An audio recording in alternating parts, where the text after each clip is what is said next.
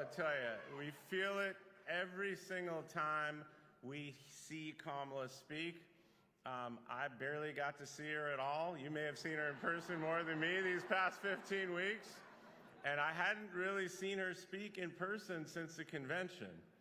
And I was sad about that. I caught glimpses. I'm out here working. I'm trying to help her get elected. I don't have time for it.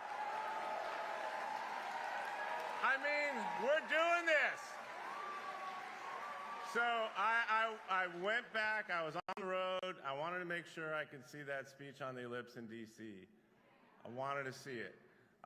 So, you know, to see her in front of all those people, I was just going to say that.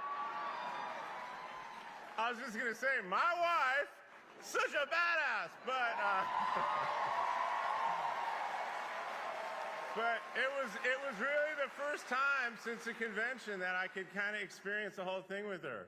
You know, getting ready at the residence. We rode together for the first time in a long time, seeing thousands of people lining the streets, waving at her. You can literally see people crying. You can see the emotion. That was just in the car. So surreal for me to experience that. And as her husband, but also as an American, as someone who loves his wife and loves this country, I have never been more proud of her. And we saw a president on that stage. We saw a leader with a positive, inclusive vision of America that we can all be proud of, and an America that we all have a place in. This is our country. And reflected in every face and every crowd at her rallies, and right here tonight, is the affirmation that Americans are ready to turn the page. We are sick of this guy, aren't we? It's been almost a decade with this guy. It is time to move forward, and move forward with my wife, Kamala Harris. People are tired. They are just sick and tired of this. We're sick and tired of being told we have to be angry all the time. We're sick and tired of hearing we have to be divided. We're just sick of it. And quite frankly, people I meet don't want to worry about politics all the time. They want to worry about their own lives. So as Kamala said it, I think we all agree, we are done. We're done. Turn the page. Because don't you agree, we have so much more in common as Americans than what divides us. We know that as friends and neighbors, and I see it everywhere around this amazing country of ours. And everywhere I go these days, I'm knocking on doors too. Have you knocked on doors? It's fun, right? So thank you for your hard work for those doors. So when I go canvassing, it's a little bit different because I got the Secret Service and I got all these people around me. But, you know, so most of the time we're kind of going to a couple of houses that they know we're coming, but they're still excited. But I was in Las Vegas and someone comes running out of their house. I'm like, uh-oh, what's going on here? Comes running out, and it was a man who just flagged me down, and I just went up and he said, I am a Republican. And he wanted to tell me that Kamala Harris was the first Democrat he's ever voted for in his entire life. He told me he could not take another Trump term. He could not take the chaos. He did not want his freedom taken away. He did not want his benefits, Social Security, Medicare taken away. And like so many like him, people are putting country over party. And that's what we need to do. And that's how Kamala is going to be as president. When she was a prosecutor, she never asked a victim if they were a Republican or a Democrat. She only asked, are you okay? What can I do for you? And she said that she will be a president for all of us, for all Americans.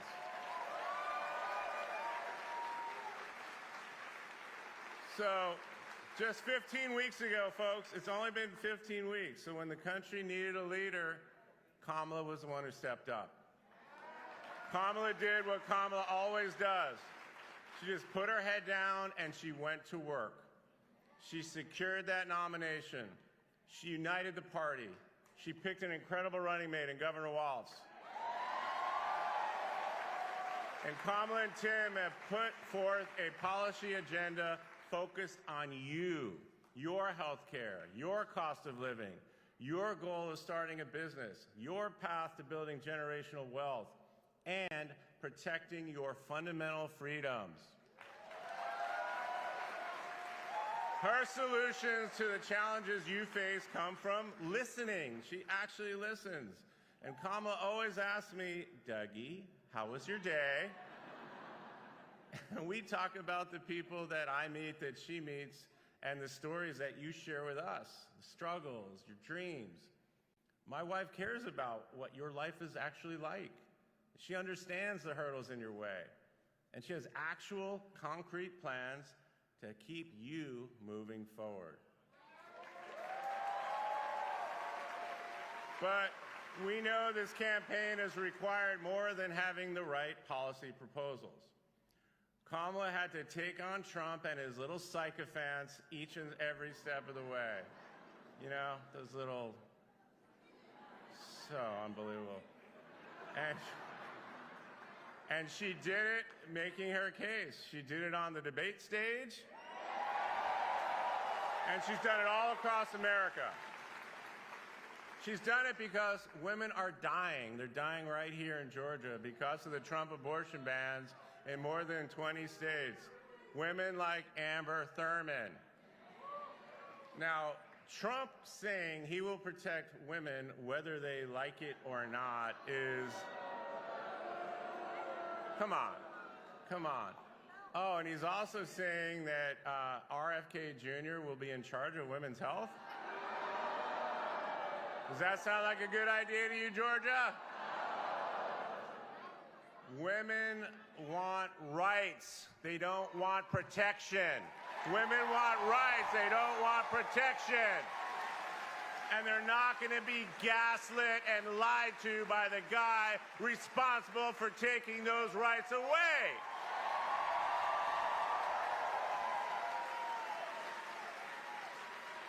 I was in Philadelphia last night. A group of young women came up to me. We were at a team dinner. They told me they had voted for Kamala, and then one of them just started crying. She said she lives with her mother, and all they can talk about these days is just how vitally important it is that Kamala wins. And again, just the emotion. This is what we're hearing, experiencing all over the country because it's that important. She's talking about her own rights, but everyone's rights, and also about what's going to happen in the future. So, look, we need to take this very seriously right now. I mean, we're right at the end, and I know you all see that. And what we need to talk to some of these folks that just don't quite get it yet, what an actual threat this guy is. Because you got to listen to what he's saying. It's not just a threat to reproductive freedom. It's a threat to all of our freedom, our very democracy. Just today, earlier today, I couldn't believe it, Trump said he shouldn't have left the White House at the end of his term. He said that. He just said it an hour or so ago. Imagine that. And Trump and his team are already making unfounded claims of cheating in this election. After the big lie when they, forced all these states under the guise of election integrity to strengthen or, make it harder to vote, now they're still complaining. And we know exactly why they're pulling these stunts. They're worried because you're voting in record numbers in early voting. And Georgia, if you turn out and vote like you did last time, Trump's going to be looking to find more than 11,780 votes.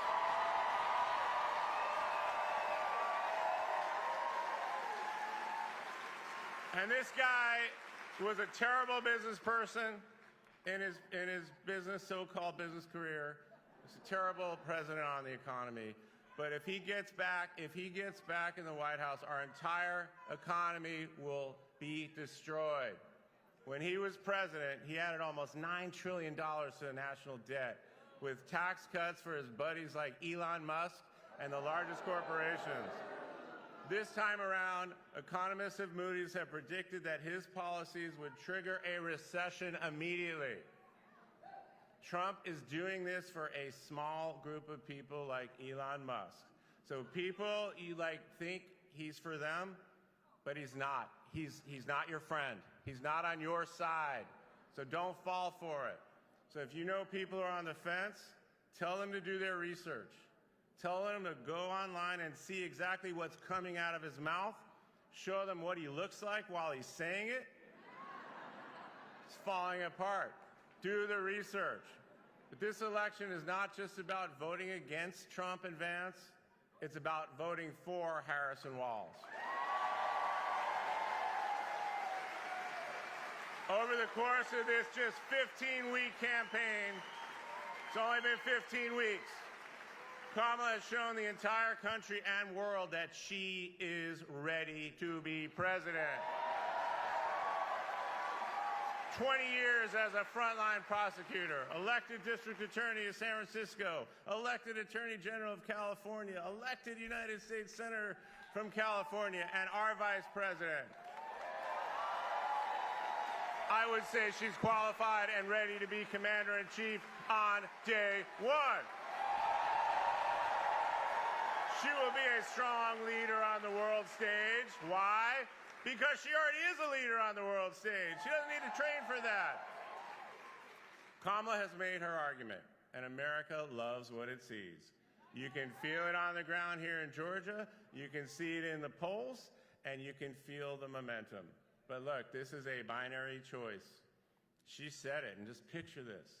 In less than 90 days, one of them, Donald Trump or Kamala Harris, is going to be sitting behind that resolute desk in the Oval Office. Think about that, folks. So it comes down to what kind of person and what kind of president we want behind that desk. Someone who's going to get there with his little Diet Coke button in his enemies list? Or someone like Kamala Harris who's going to get you-know-what done on day one? Kamala's the only choice. She's the only choice to move us forward as a country. And we just have 2 days left to finish the job and get her to the Oval Office. Now look, I know I look tired, I sound not great. And you know what? I should be tired. But you should be tired too, because we got to do this to save our country. Now, Governor Walz has said many times, "I'll sleep when I'm dead." But I think that's extreme, Tim. I want to be around to enjoy your administration, so I plan on sleeping Wednesday. But for these next 2 days, we got to push through. We got to keep going until the polls close. We got to keep making those calls, knocking on those doors, making sure that everyone has a plan to vote. We don't want to have any regrets when this is over. It shouldn't be this close, but it is. Oh, I don't know if it is even. I think she's going to win by a lot. But we are going to win. On Tuesday, we're going to elect Tim Walz as vice president and my wife, Kamala Harris, as the next president of the United States. But there's more. Okay, so Tim.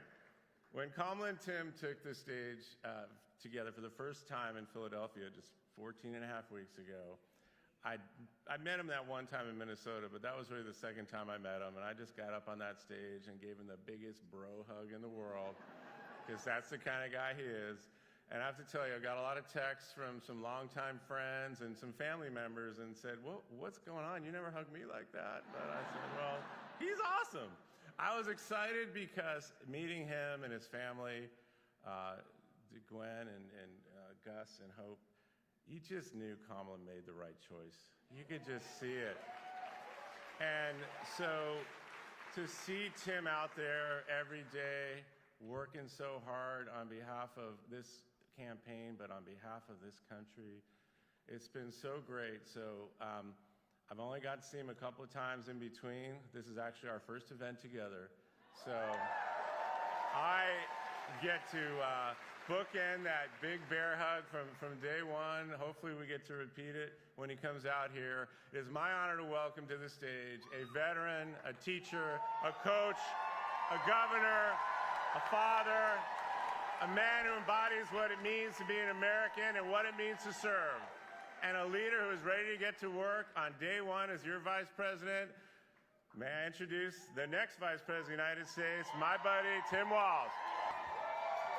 Wow, hello Atlanta.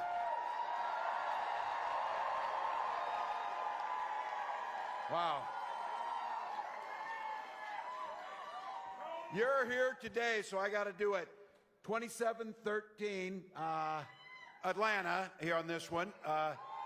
2 minutes left in the game. You're in good shape. You're going to win this thing. Falcons. Hey, how lucky are we? Doug Emhoff, an incredible partner. He is going to make the greatest and the first gentleman of the United States, Doug Emhoff. I love getting to know this guy over the past few months. Incredibly grateful. To Maya, thank you for all you're doing. Thank you for the hard work you're doing. Thank you for bringing your powerful message. And can I just say, Georgia, thank you for sending Lucy McBath to the United States Congress. She's there working to protect all our children. And I have to tell you, I got a chance back here. You're going to hear from some folks. As soon as I get off the stage, we're going to get a little bit of entertainment up here. A huge thank you to Michael Stipe, John Bon Jovi, the Warren Treaty, and all the talent. I can't tell you how great it is when you finally get to meet your idols and they're actually cooler than you thought they were. These guys are. They're out here doing it. And I'll say this, Tyler, thank you for that incredible kickoff to this thing. Let's all agree, after we win this election with Kamala Harris, this next generation of leaders like Tyler, we're going to be just fine. We're going to be just fine. And thank you to all of you. Look around this. Look around this room. You could be anywhere. You could be doing anything at home. Hell, you could have been watching the Falcons. You could have been doing all that. But you didn't. You came here simply because you love this country. Thank you for that. Thank you.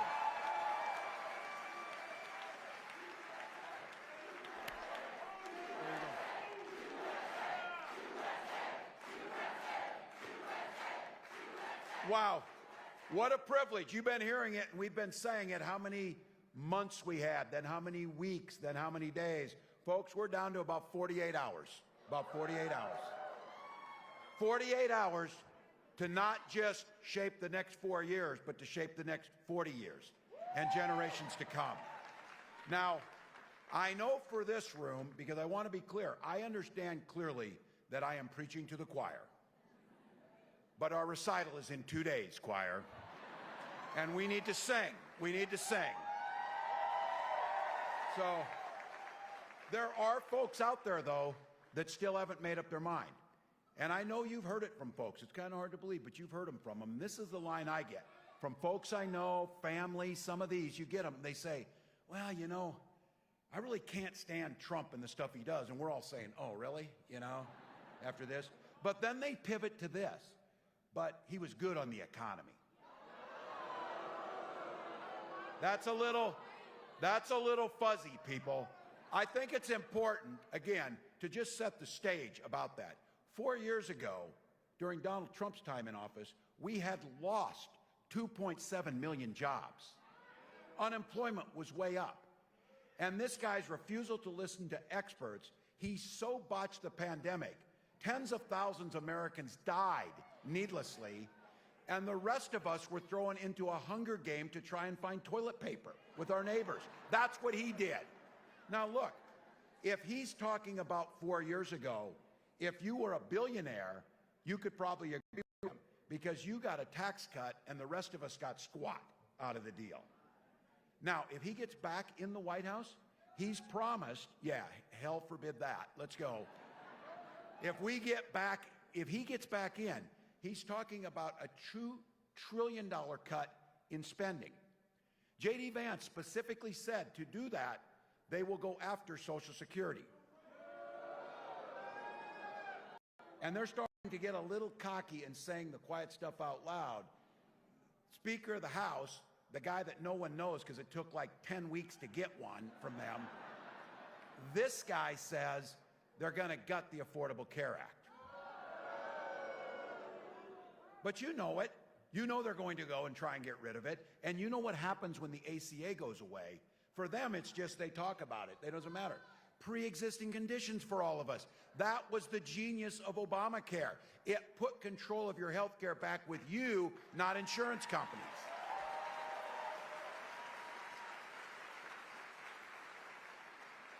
Now, Donald's had 9 years to come up with a plan for health care. He's now morphed it into concept of a plan. But look, he tries now because the ACA is popular. People kind of like having health care. They kind of like taking their kids to the doctor when they need to. They kind of like not going broke and losing their houses because they had a health scare. So it's really popular. But that didn't stop him the first time. He ran on repealing the ACA. He signed an executive order to try and repeal the ACA. He signed on to a lawsuit to get rid of the ACA. And 60 times, he, along with the Republican Congress, tried to get rid of it. Had it not been the courage for John McCain, we would have lost the ACA.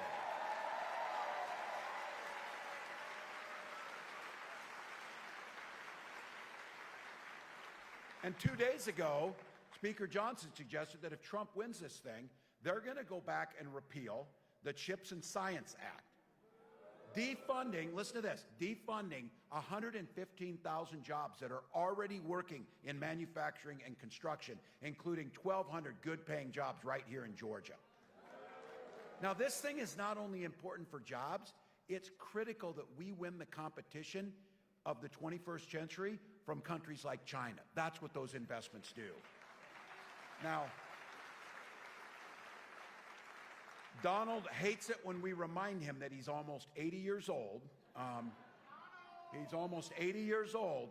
And in that 80 years, you would have thought he would have learned how a tariff works. Because everybody else has. CEOs of Black & Decker, Columbia, and all these companies say, if Donald Trump gets his way and he puts this tariff on, it will add 20% to virtually everything you buy, costing all families about $4,000 a year. Anything you get, right out of your pocket. That dude said he went to the Wharton School. He should get his money back from that if he did. Look, you heard Doug say it. You heard everybody say it. Donald's not interested in making your life better. In fact, Donald's not thinking about you at all. I mentioned this the other day. You know on your phone you got the lock screen? You got your kids, you got your grandkids, you got your dog, you got your car. If you're some of us, you got it on there. Donald's got a picture of himself on his phone. That's true story. True story. Can we agree that is weird behavior there? That is weird behavior. Yeah. Look, I know we heard this. Last time, there were some guardrails around him. There was a Supreme Court before he put the 3 on it.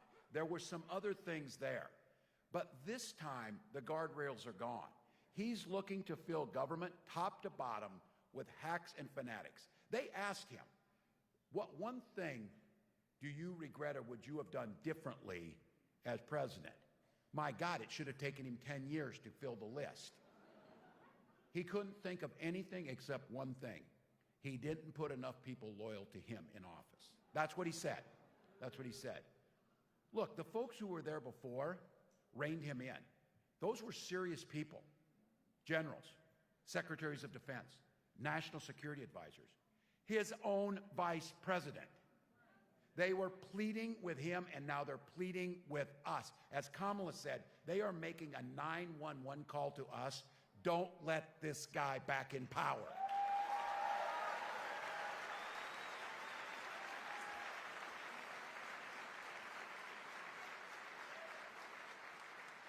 Look, I know people are stressed. There's a few good things in this, too. Just think about this. After about 48 hours, we win this thing. We have President Harris.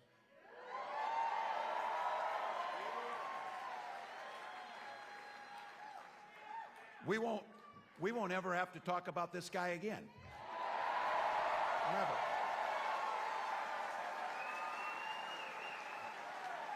So if you're on the polar coaster, oh, we're winning, oh, we're losing, oh, we're winning, get off the polar coaster. Get off the polar coaster and do something proactive on this. If you want to get rid of the anxiety, go vote. Go vote.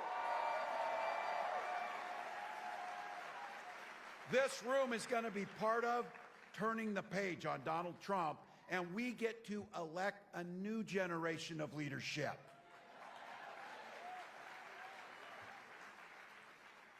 Not only do we get rid of this guy and not have to hear from him or see him on TV or listen to the nonsense again, we get to do what we saw and the world saw from the ellipse on Tuesday.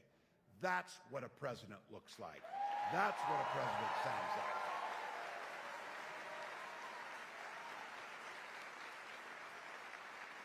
That is a president for all Americans with vision and compassion and grace, offering us a new way forward.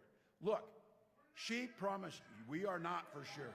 She promised you on day one, she is not going into the White House with an enemies list. She's going in there with a to-do list to improve your life. And we've been clear, right at the top, lowering the cost of living and putting more money back in your pocket. That is her priority every single day. For starters, she talks about, and we will do this, enacting the first ever federal ban on price gouging. Now, I'm out there talking to people. I spent a decade and a half teaching high school. You get pretty good at trying to explain things in different ways to the teachers out here. Let me explain price gouging in a couple examples. I was with a farmer up in Erie, Pennsylvania, and we were talking about food prices and different things. He grew corn, potatoes, and ran some cattle. But I said, so when food prices were cheaper, what were you getting for a bushel of corn? And he said, about $4.10 a bushel. And I said, now that food prices are higher, what are you getting for a bushel of corn? And he said, about $4.10 a bushel. Wow, that's weird. The people actually growing the food and doing things are getting the same amount of money.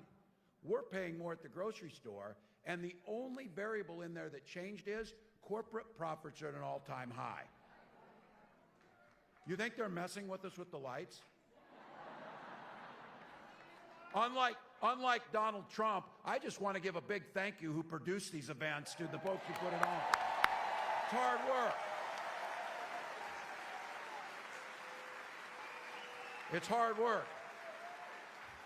Usually that's me leaning on the light switch mostly, so that's what you know. But look, Kamala's got a real plan here. 100 million Americans will see a tax cut in the middle class, including the most important tax cut we can implement. We did it during COVID. That's the child tax credit. $6,000, the child's first slide. When we did that during COVID, we reduced childhood poverty by half, the largest decrease in childhood poverty that we have seen in American history. That's what we can do. And extending the cap of $35 on insulin to everyone in the country. Example 2 on price gouging. Kamala was able to get it through. That's $35 on a month for that little vial of insulin. And that's for seniors. That is life-saving that they need. Now, in Minnesota, we extended it to everyone because we had a young man, Alex Smith. Alex aged off his parents' insurance, and he started rationing his insulin. He died. He died because of that. His mom, Nicole, came to the state capitol and said, never again should a family go through this type of trauma for it. And we extended the $35 to everyone in Minnesota. That's what Kamala's asking for. But here's the kicker on this. Those of you who know this, that little vial that now costs $35 and she wants to extend to everyone, in Minnesota before we did that, they were charging $800 for that. Many times insurance wouldn't pay for it. Here's the real kicker. It costs $5 to manufacture it. Now, health is a fundamental piece of what we're doing, protecting the ACA, protecting pre-existing conditions, and She has proposed something that is transformational, having Medicare pay for in-home care for our seniors. Big deal. Big deal.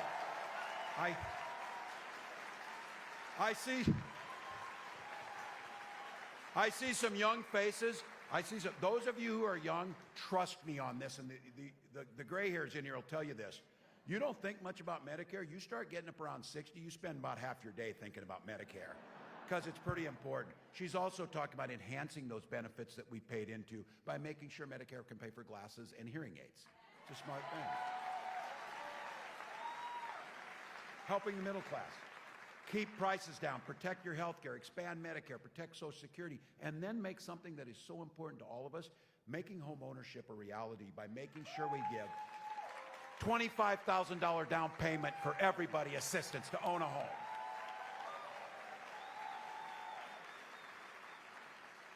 And there's folks that have a dream. To start a small business costs about $40,000, the initial startup cost. We offer a $5,000 tax credit presently. Kamala is proposing that we up that to $50,000 to give more people the opportunity to start their American dream. Now, folks, that's part of our plan around an opportunity economy. It is not a concept. It is a damn plan that works. I'm proud of it. I'm proud of that plan. You know something, we get asked too, because Donald Trump, his plan, adding tariffs, tax cut for billionaires, the economists all said that will add $8 trillion to the deficit. He is already the king of debt. He called himself that. He ran up more debt and it took the national debt higher than any other president before him. So we got asked, how are you going to pay for these programs? I said, well, for starters, Donald can pay his damn taxes to the federal government, which he hasn't done. Because these guys are trying to fundamentally rework this country, making it harder to form unions, pushing workers down, shifting wealth to the few billionaires at the top, while the rest of us get the scraps that are left. Now, it's not just a haphazard thing. They really do have a plan. It's called Project 2025. It's very clear. Some of you heard me say this. I know this about football. If you're going to make a playbook, you're going to run the plays. And this playbook is a damn nightmare for the middle class. First and foremost, I want this repealing all of the good things that we know could be done, but there's so much in here that goes beyond the economic shift of wealth to the top, tax cuts for the wealthiest, gutting Social Security, gutting Medicare, making it more difficult to form a union. There's also basic freedoms in here. Some of you are old enough, and there's some of you in here, I bet, that at one time were independents or Republicans, maybe John McCain's Republican Party or a Reagan Republican, maybe, some of those folks. That's different than these guys. When Donald Trump talks about freedom, that's the freedom to be in your exam room. That's the freedom to be in your bedroom. That's the freedom to tell you what books to read. That's the freedom to force their religious beliefs on you. Those are the things they're. When Kamala talks about freedom, she means the people should be free to make those decisions, not politicians.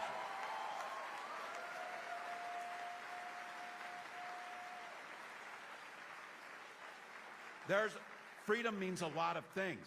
Freedom means freedom for our seniors to be able to have that dignified retirement by strengthening Social Security and Medicare, not cutting it. And to all of you in here, the freedom to dress your little ones up in their best clothes, send them to school in classrooms where teachers are paid a fair wage and the school is funded. And the freedom of those little ones to be children and not be shot dead in their classrooms.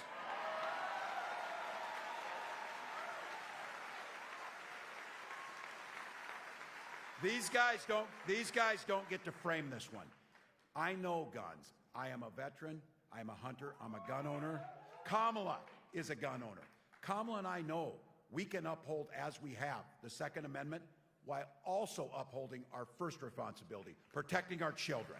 Protecting our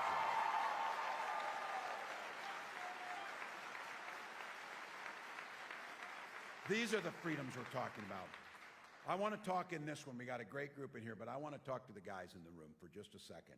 I want you in your mind right now, think of those women in your life who you love, whether it's moms, sisters, daughters, wives, aunts, friends. Literally, this election, their lives are at stake on how we vote. Quite literally. Donald Trump appointed those Supreme Court justices who, by the way, lied in their confirmation hearings. and said that they would uphold Roe versus Wade. They didn't. They overturned it.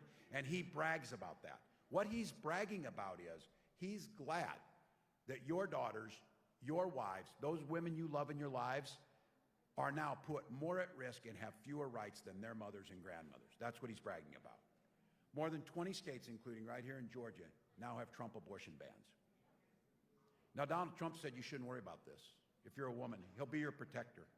Donald Trump will be your protector.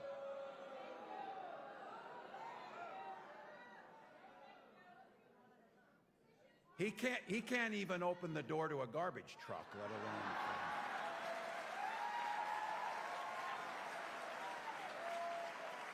But you're right.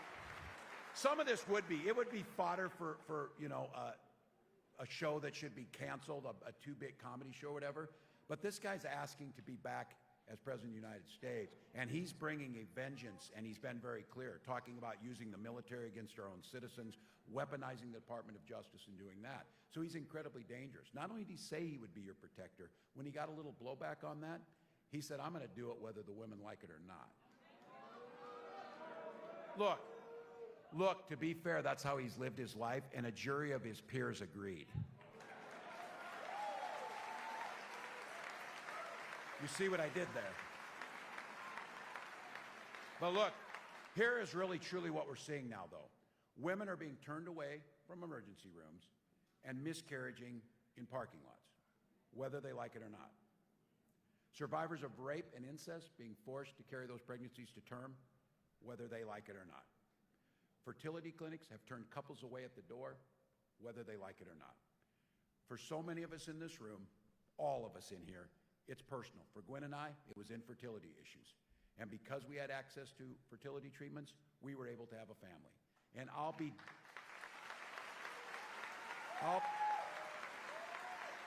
be damned if anyone in this country should be denied the same things that we had.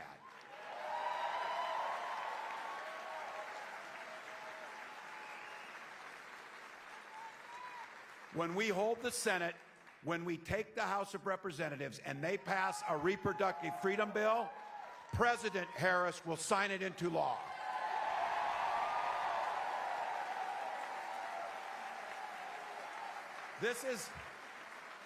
There's a few simple things here. You mind your business, I'll mind mine. And Kamala and I trust women, and it starts from that.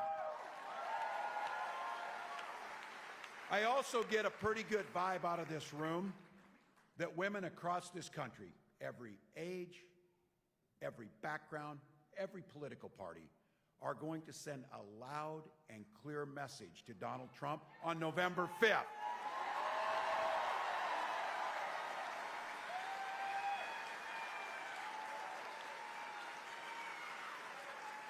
Whether he likes it or not.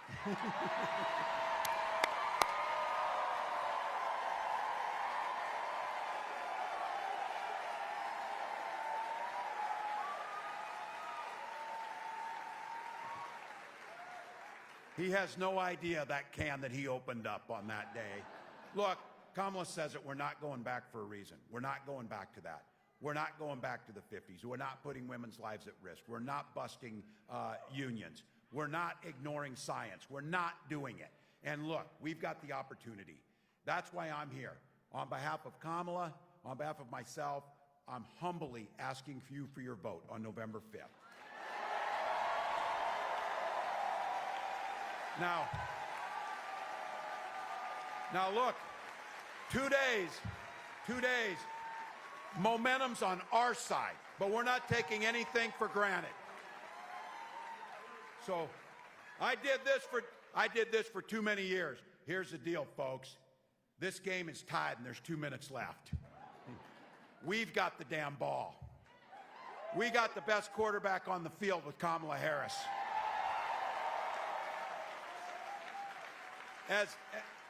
As Doug said, we're too damn tough and too damn stubborn to get tired. We'll sleep when we have time when we're dead. That's not it. Because I'm telling you, in Georgia, 1 or 2 votes per precinct could win the whole damn race right here.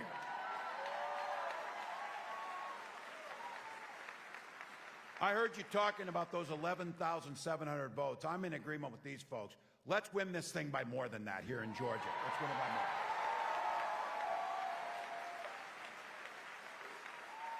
more. But I said I'll take the wind, and if that, as a Georgian said one time, that arc of the moral universe bending towards justice, I know it will. So if we win Georgia, when we win Georgia, when we win. But if it happened by one vote, it will be Jimmy Carter's vote that did it. So that's what we'll do.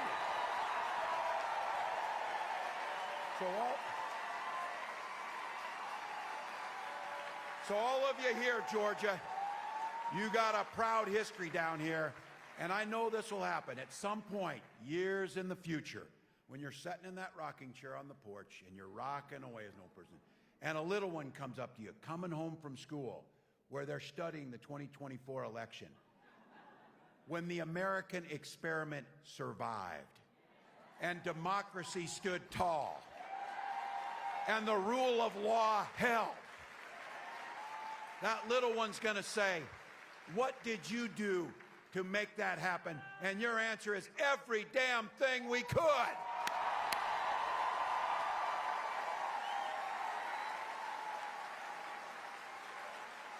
How many of you have already voted? All right. For the rest of you, we need to talk to others. Visit iwillvote.com/GA to find your polling place. Take an ID. Take somebody with you. You're doing this work because you believe in the promise of America. It is a privilege to fight for it. We know that this is our moment. I want to be in that rocking chair telling that story. And here's the deal. Georgia, you have the potential to win this whole damn thing for America. Right through here. Right through here. So as our next president taught us, when we fight, when we vote, win it for America, Georgia. Let's go.